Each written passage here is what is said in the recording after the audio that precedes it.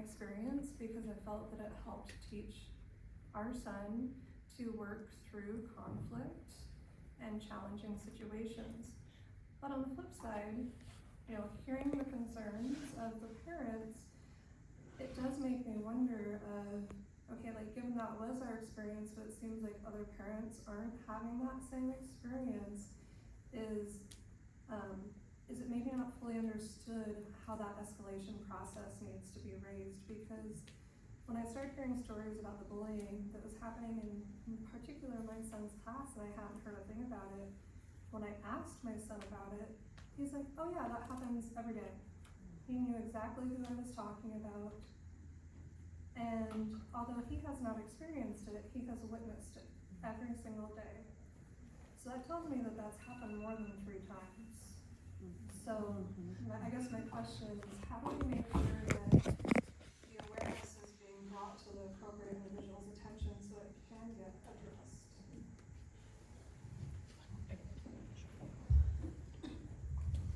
Yeah, and the 3 instances trigger the first child study. That's, unless it was a really extreme event, then it will initiate, that will initiate faster. So the 3 instances are, it never happens again after 3 instances, but we are all cued in as a team after 3 instances and initiate a plan with the family. As far as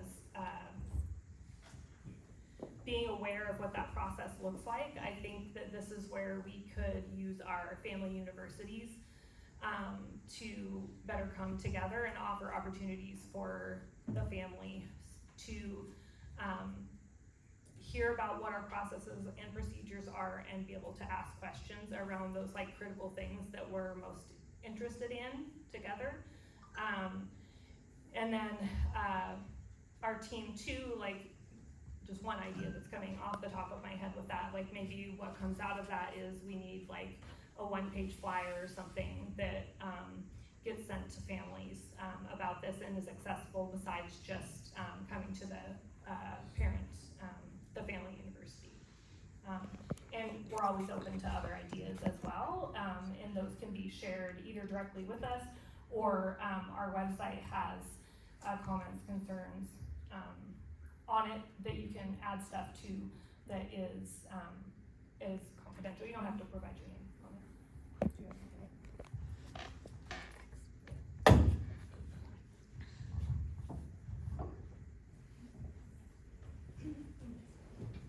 Hi, my name is Melissa. I don't mind providing my name. My granddaughter is here today. We just started her this year. We're very excited to put her into PCM. In the last 6 months that we've been here. With this being an escalated event for us to first time be here for a meeting, I appreciate the opportunity to be able to speak. We have had the same issue of daily issues with the students, and that is not a student's issue. That is honestly a staff and faculty issue. It has nothing to do with students. Every child does deserve an education, whether they're in a coma. That's what it states federally. And I understand federal and state regulations. I've been through de-escalation classes myself. I've been through MANT. I've been through all of that. I've worked with special ed. I've done all of it. But what I keep hearing is we're going to do, and not to be disrespectful in any way. But the situation is, if you can read a room, you can feel the room. I'm sitting here, there's a lot of discontent. There's obviously some things that need to be changed top down because it comes from leadership. And if leadership is not following everything that they're supposed to do, then those up underneath them is not gonna happen. And 4 people in the size of is not well enough with the amount of special needs, with the amount of 504s, with the amount of students that are neurotypical. It's not acceptable. I've worked in this field for a long time. And when I came to your Christmas concert, I seen it. It was beautiful, but there was obvious situations even then. And with turnover, that's showing admin. If I lose staff, that's because I didn't do my job most of the time. There's some people that aren't cut out for it, and I get it. But if it's this much of a turnover, you gotta fix something.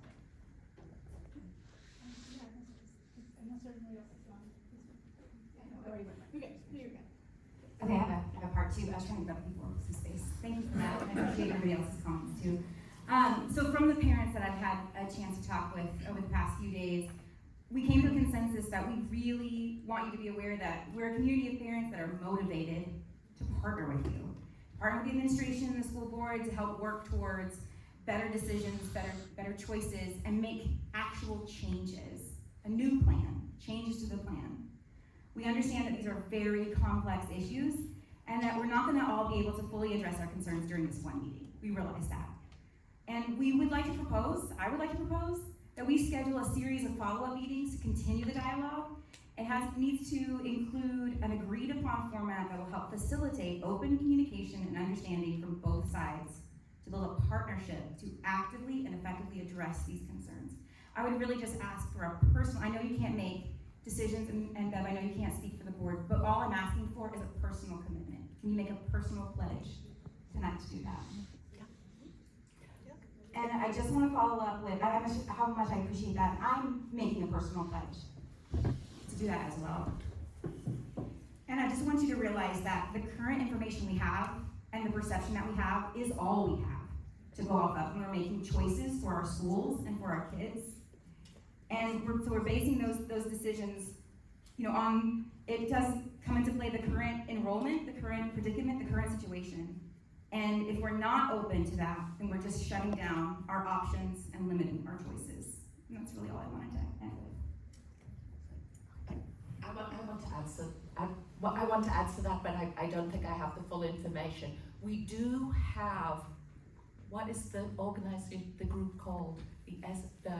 The parent group. Yeah, I've been transferred. We do, so we'll send out the invitation again, because we do have a, sorry? Okay, we do have an organization, a parent organization, and we've put calls out for people to. Who's in the parent organization here? Sorry? Yeah, who's in the parent organization here? No.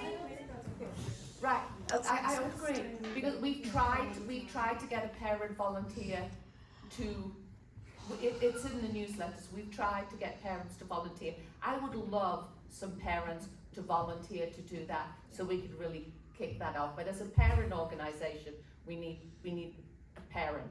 Yes? Can I respectfully, from hearing from parents, people have tried to start and be a part of, and then it hasn't gone. So the invitation, this is sort of what we're hearing is like, this is available, and here is our procedure, and then people pursue it, and if they don't agree with current administration on something, they're shut down and they're shut out. So I don't know what's happening between it's put in a parent letter and it's actual, and maybe it's, we take some responsibility. We feel like, we have come together now, and we're, and I think you might see that. And I also just wanted to say to the teachers, thank you. We are not,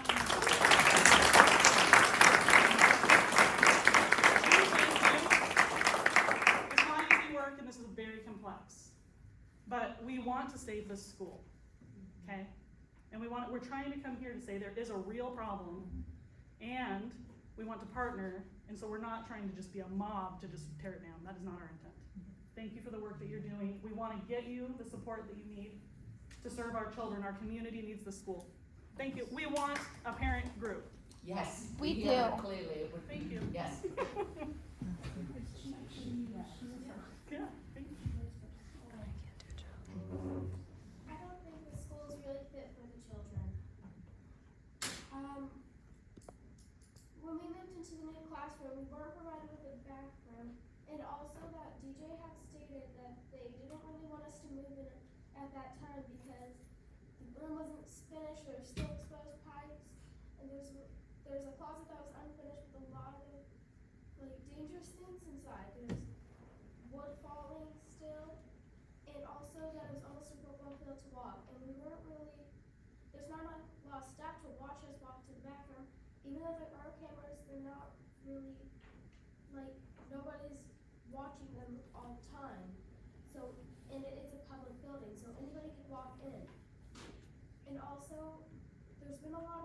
people going into the bathroom. Not just women, but there was a man that walked in. And my friends, a lot of people were really uncomfortable with it. We didn't say much because it is a public place, but it did have a boys' bathroom right on the other side. And also that one of the students in my class got hit with a plastic baseball bat today.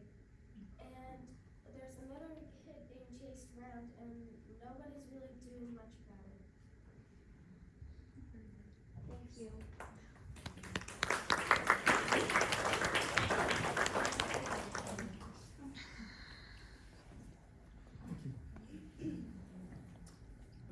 Hello, everyone. It's really good to see the community here. My name is John Castleman. I was the founding chair of this board and served on it until this May. On Saturday, a group of us got together to talk about the challenges facing PCM. And it was powerful. It was community. It was the first time I had felt community since this whole thing started. And it was beautiful because it was disagreement. It was conversation. It was open. It was transparency. These were all things that I yearned for as board chair. As Grant stated when we opened up, the problem here is the repeated lack of transparency, the repeated sweeping things under the rug. As this gentleman said, he took the words right out of my mouth. It's constant that things are fine. As a board member, I persistently called out problems, and it was, and Layla continued and repeatedly said that things are fine. I recall back the first time I ever asked about how staff were doing. Staff morale is great. Months later, I got an email from the partner of a staff member saying, my spouse is not okay. Several months after that, there was essentially a revolution where the staff calls out to walk charters to help resolve the problem, circumventing the board. There was no trust with the board. I had no idea why this was because we'd never even had an opportunity to talk with the staff. This mic thing, the preparation that I'm gonna hold the mic. Like, these are all indicators that there's not trust here. That is the problem. That is the problem. It's been the problem the whole time. I have pages and pages of stories from staff members who are left, from a board member who was left, with the same things that these parents and community members are raising, these challenges. We're afraid that the school is going down. Back in, was that 2 minutes? All right, well, thank you. I will continue my commentary, not now, but I have a lot more to share as board chair that I think is important for the community to know. I recommend you take Bev up on looking at the financials. The school is not to get state teachers. I don't know if you're aware of that or not as well. Thank you for coming. We're now at time, and so I want to do a closing. Thank you for everybody who showed up. Thank you for everyone who shared. If we didn't get to you, if you have questions, please go ahead and write them now on your notes and post them up here on the wall, or contact us through email. We will send out a recap to all families. And okay, I'm going to take my first step here. I just would like a volunteer. I apologize. I'm going to interrupt real quick. I just have one quick question. Oh, sure. What is the minimum student capacity for the school, and when will it be shut down if too many people leave? Because my wife and I both seen over the last week, there's a lot of people not showing up to school.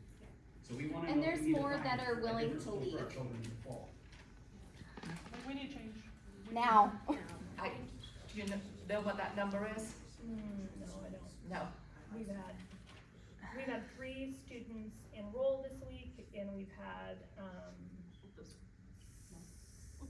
8 withdrawals. Okay, so how far would that have to drop? I don't know the number. Yeah. Is that something you can be sent out to us so we can make a decision about our family for fall?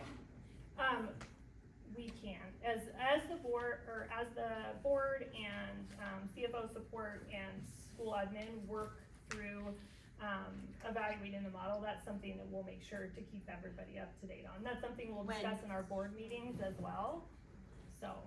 Okay, how soon can we expect that?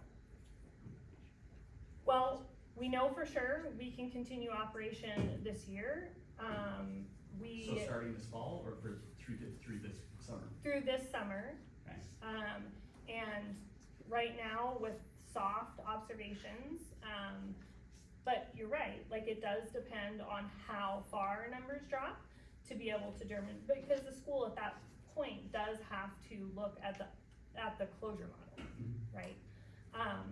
So that's something that the board and us will be working on and hopefully be able to have more of a firm idea of what that number is by the next board meeting. When's that? It is It's the third Thursday of February. I'm sorry, I'm not I don't have my phone to look at the third. third. Okay. No. Our invitation, we don't want it to close. Like, we don't want to enroll our children. And, You know, and we but want this- to set up weekly ones. Can That we is do what- something sooner? We need it sooner. Okay. That is what- our okay. invitation. I'm gonna put it on a note. Yes, I'll be please. But what I was gonna offer to the community is, you know, as the first partnership, because that's what I'm hearing, Families Want Partnership, I'm going to write the recap of this evening's event, and I would like a parent or two to read the recap and make sure it represents what the meeting was about. So we have parent input. So if we, I don't wanna put anyone on the spot. volunteer then. I will too. Okay, I've got 2 volunteers, and they will be the parent representatives who will read the recap and make sure that it is a fair reflection of this evening's event. Thank you. You're welcome. And that's, just want to thank you again for showing up and for your honesty and, you know, courage in standing up and speaking out on behalf of our families, on behalf of our children.